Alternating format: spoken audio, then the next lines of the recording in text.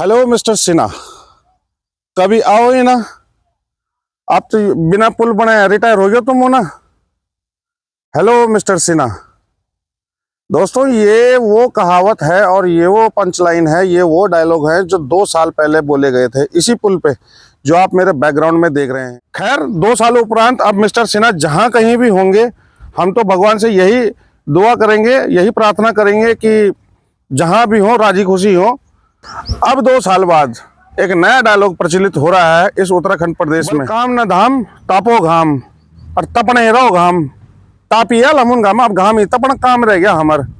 ये उत्तराखंड वासियों का अब यही काम रह गया है कि घाम ही तापेंगे। मेरा तो मानना यह है कि लोग लाश उठाने के लिए तैयार हैं परंतु आवाज उठाने के लिए तैयार नहीं है। बाढ़ का पानी यूपी चला गया, जवानी दिल्ली चली गई, विकास कमीशन में डूब गया, खेती सुअर और बंदरों ने चौपट कर दी। अब बचा क्या? घाम तापो, तापो घाम और बीड़ी पियो।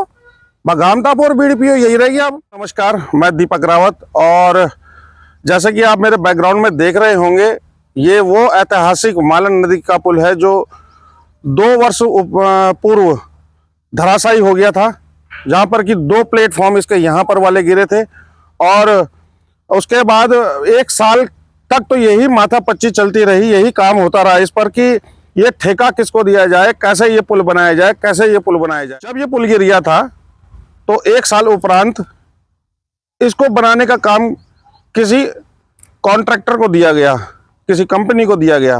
अब 1 साल से ये काम चल रहा है, 2024 से ये काम चल रहा है। पुल गिरे हुए 2 साल हो चुके हैं परंतु अभी भी इसका कार्य चल ही रहा है। जैसे कि आप मेरे बैकग्राउंड में देख रहे होंगे, इसका काम चालू है, चलता ही जा रहा है, चलता ही जा रहा है, चलता ही जा रहा है, बस चलता ही रहेगा। 2 साल हो चुके हैं इस पुल को धराशायी हुए, परंतु आज भी किसी जनप्रतिनिधि से ये पूछा जाए कि ये पुल का काम कैसा चल रहा है तो वो एक ही बात कहेगा, जी युद्ध स्तर पर काम चल रहा है।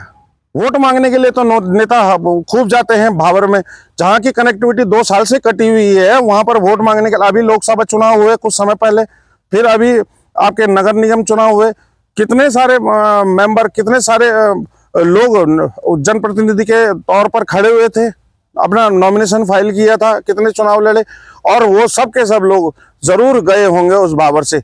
उस भावर से भी कोई ना कोई लड़ा होगा नगर निगम का चुनाव। तो क्या शर्तें थी और क्या उनका विजन था? क्या जनता ने ये नहीं पूछा? क्या भावर के लोगों ने अपने जनप्रतिनिधियों से ये नहीं पूछना था कि भाई 2 साल से ये पुल बना क्यों नहीं अभी तक? क्या कमी रह गई इसमें? क्यों ऐसी अड़चने आ रही हैं कि ये पुल अभी 2 साल से कार्यरत ही है? युद्ध स्तर पर इसका कार्य चल रहा है। कैसा युद्ध स्तर पर कार्य चल रहा है? गिनती के तो लेबर हैं वहां पर। मेरा तो मानना यह है कि लोग लाश उठाने के लिए तैयार हैं परंतु आवाज उठाने के लिए तैयार नहीं है। तो शोषण तो होगा ही ना, करप्शन, भ्रष्टाचार ऐसे ही तो पनपता है, ऐसे ही तो फैलता है। लाश उठाने के लिए लोग तैयार हैं परंतु आवाज उठाने के लिए तैयार नहीं। अरे उठाइए आवाज, या आपके हक अधिकारों की लड़ाई है, आपके हक अधिकारों के लिए बोलना जायज है, आप बोल सकते हैं उस चीज को, लेकिन आप नहीं बोलते हैं तो सबसे बड़ी कायरता उन्हीं लोगों की है, उन्हीं लोगों की नजर आती है सबसे बड़ी कायरता, जो लोग इसके लिए आवाज नहीं उठाते समय समय पर। 2 साल से क्या भावर के लोगों को ये रोड नहीं चाहिए थी? उनको तो, मुझे तो लगता है कभी कभी कि उनको लोगों को आदत पड़ चुकी है कि अब किसी को बोलना नहीं है, कुछ नहीं करना, जो जैसा चल रहा है वैसा चलता रहे।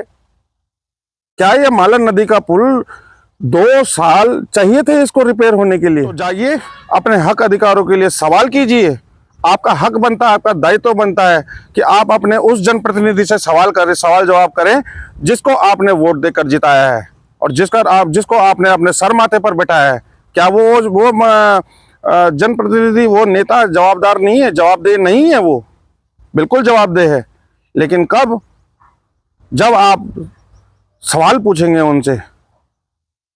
अपनी कुंभकर्ण वाली नींद से जागिए और सवाल कीजिए उन जनप्रतिनिधियों से, उन ठेकेदारों से, उन लोगों से जिनको ये कॉन्ट्रैक्ट मिला हुआ है, उन लोगों से जो आपके क्षेत्रीय कार्यों में भागीदारी करते हैं, जो आपके चारों तरफ रहते हैं, जो आपको ये कहते हैं कि चलो जी आज इसका झंडा डंडा उठाना है, चलो जी इसके लिए आज रैली में जाना है। सवाल कीजिए उनसे आप, यह आपका अधिकार है, आपका दायित्व बनता है। ये उत्तराखंड में जो मंत्री, जो विधायक पैसा खर्च करने में फिसड्डी रहे हैं, उनसे पूछो कि क्यों ये पैसा खर्च नहीं होता, क्यों आप ये पैसा खर्च नहीं करते विकास कार्यों में। ये पैसा उनके खेत खलियान, उनकी जमीन जायदाद बेच के नहीं आता है, ये जनता के टैक्स का पैसा है। तो जनता के विकास में खर्च होना चाहिए, उसके विकास में लगना चाहिए। तो अभी जो मैं यहाँ इस पुल पर आया हूँ, तो यहाँ पर देखने को ये मिल रहा है कि अभी 3 पिलर बाकी रह गए हैं, उनकी खुदाई हो चुकी है। किसी पिलर में सरिया डाला जा रहा है, किसी पिलर में उसकी कंक्रीट डाला जा रहा है, जैसे कि आप फोटो में भी दिखा रहा हूँ मैं आपको। और यहाँ पर जो 3 पिलर बाकी रह गए, उनका काम जारी है और यहाँ पर बन रहे हैं। लेकिन जो कि यहाँ पर जनप्रतिनिधियों द्वारा हमारे ये डेडलाइन दी गई है, फिलहाल तो ये मार्च चल रहा है और अप्रैल की डेडलाइन दी गई है, परंतु सवाल ये पैदा नहीं होता, सवाल ये पैदा होता है कि क्या ये अप्रैल तक हो पाएगा।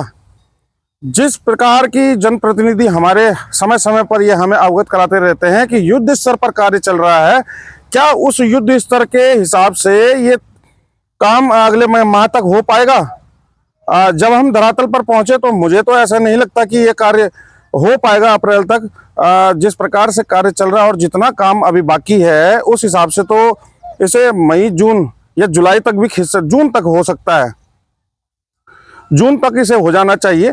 परंतु अगर मौसम ने साथ दिया और कोई दिक्कत परेशानी ना हुई, तभी जाके ये जून तक काम हो पाएगा। और मुझे तो कभी कभी ऐसा लगता है कि जो हमारे जनप्रतिनिधि हैं, केवल इनको जल्दबाजी इस चीज़ की है कि ये कब पुल बने और कब ये फूलमाला लेकर अपना भाषणबाजी वहाँ पर शुरू करें। हर चीज़ का क्रेडिट लेने का इन्हें होड़ मची रहती है। और ऐसा कौन जनप्रतिनिधि नहीं है जो ये नहीं चाहता कि हाँ, यहाँ पर का इसका मैं माल्यार्पण करूँ, इसका मैं उद्घाटन करूँ, इसका मैं शुभारंभ करूँ और वहाँ पर 2 शब्द बोलने को मिले मुझे। तो मुझे तो नहीं लगता ऐसा कुछ है। परंतु आप देखिए कि यहाँ से प्लेटफॉर्म बनने शुरू हो रहे हैं और यहाँ पर जो ढांचा खड़ा किया गया है उस फर्मे को लगाने के लिए, उसके बाद ये वाला गिरा था और यहाँ पर इसको बनाया जा रहा है। ये नए सिरे से बनेगा और नए सिरे से बनेगा। वहाँ पर जो है वो 3 पिलर हैं, वहाँ पर बनने हैं, केवल वही 3 पिलर अब बनने बाकी रह गए हैं। उसके बाद जो ये ऊपर के प्लेटफॉर्म है वो सरकाए जाएंगे और इनके ऊपर इनका ढांचा बनाया जाएगा और उसके बाद तब कोलतार की रोड बिछेगी, बजरी बिछेगी और फिर उसके बाद जाके सुगमता से वो भाबर के जो 60 से 70 हज़ार लोग हैं, उनको जो असुविधा होती है इस पुल के टूटने से, वो भाबर के लोग वो फिर कनेक्ट हो पाएंगे कोटद्वार से, तब जाके कुछ सहूलियत मिलेगी उन्हें और थोड़ी सुगमता आएगी उनके जीवन में। परंतु क्या इस पुल को 2 वर्ष बीत जाने के उपरांत भी इस कंडीशन में रहना चाहिए? इस बार मैं काफ़ी महीनों बाद आया था यहाँ पर और देखा हमने कि किस प्रकार का कार्य चल रहा है। बोला तो ये जा रहा है कि अप्रैल तक ये कार्य हो जाएगा, परंतु धरातल पर पहुंचकर दोस्तों लगता नहीं है कि ये अप्रैल तक कार्य हो पाएगा। तो दोस्तों जय हिंद, जय उत्तराखंड। और दोस्तों आपसे एक अपील रहेगी कि आपको अगर हमारी वीडियोज़ पसंद आती हैं तो कृपया लाइक, कमेंट और शेयर जरूर कीजिएगा और चैनल को सब्सक्राइब जरूर कीजिएगा, ताकि आपको हम और खबरों से रूबरू करा सकें। इससे हमें मोटिवेशन प्राप्त होता है और अन्य नई वीडियो बनाने में प्रेरणा मिलती है।